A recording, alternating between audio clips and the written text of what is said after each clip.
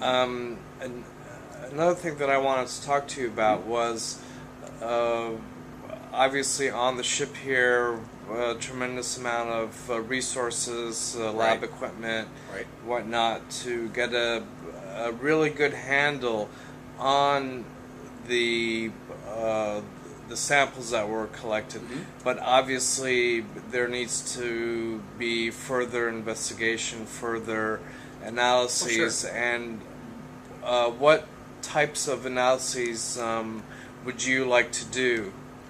Well, me personally, okay, well, first of all, what we do out here is just a first look. That's all we Right. have time for. You saw the cores come in, you saw them get boxed up. The scientists literally have a couple of days to look at a core, classify it, take some samples, put it away. All those samples are sitting in boxes and they'll be shipped home, and the cores will be shipped to the repository in College Station, and they'll be waiting for us to come back, and we'll come back. So people are going to be doing all kinds of studies from the age. We have to figure out what the age of these are. That takes years of work. John Mahoney did geochemistry. A number of people will be doing geochemistry. Probably half dozen to eight people will be doing geochemistry, trying to figure out the chemical signatures of different parts of the mantle. My particular contribution is that I look at the paleomagnetism, which is basically it's the magnetism recorded in the rock as it cools. And so when a lava flow comes out, it records the magnetic field direction. Another lava flows out, it records the magnetic field direction. One of the things that I hope to be able to do is from the direction of the magnetic field tell what latitude it formed at. And our preliminary result is what we expected near the equator is the answer. But also that helps us understand how fast the lava flows come out, because if a lava flow comes out this year and then 5 years later another one comes out and the next year another one comes out, the change in the magnetic field will be very small between one and the other. But say a lava flow comes out and then it's 10,000 years before the next lava flow comes out.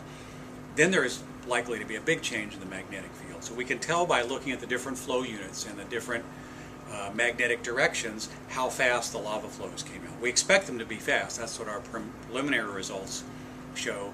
But like everybody just has preliminary results. It's not ready for publication. We got to go back and do a much more thorough job, take more samples, fill in gaps, figure out what we don't understand, make sure the methodology is solid. But the equipment here, it actually gives you a really good head start. Oh, sure. It is probably one of the best equipped laboratories in any geosciences department anywhere in the world, and it's a really great start. Our primary thing is that there's a limitation to how much you can put on the ship, so most of the labs are not a complete lab, but they have a main piece of equipment that gives you a start, and we just don't have the time. For 2 months we are running as fast as we can, trying to keep up with cores that are coming in and describe them. Now we need to step back from our initial description and think about what we saw, plan a little bit better, go in and sample the most appropriate spots, check our methodology, check our initial results, and basically beef it up with more data points, and then we have a nice story. Right. Um, the last thing that I wanted to talk to you about is something that I thought about when you were giving your talk, actually this afternoon. Okay. And the impression that I got, and I think it's the correct impression, is that your thoughts on alternating hypotheses, the plume versus plate hypothesis, and which I think you're absolutely correct in the way that you approach the problem, in that it really doesn't matter which it is, but what matters is if we get it right. Right. And Sure. and I think that's kind of the take home message that you are giving, is that what scientists need to do in general is to bring their collective thoughts together and address an issue using the scientific method, method of elimination, until the end result is a consensus among all.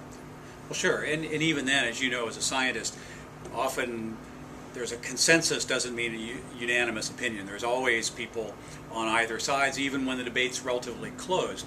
So if I go back 15 years or so, people knew what happened underneath Hawaii. They knew what happened for big volcanoes. They thought they were these plumes that came up from the center of the Earth, from the core mantle boundary.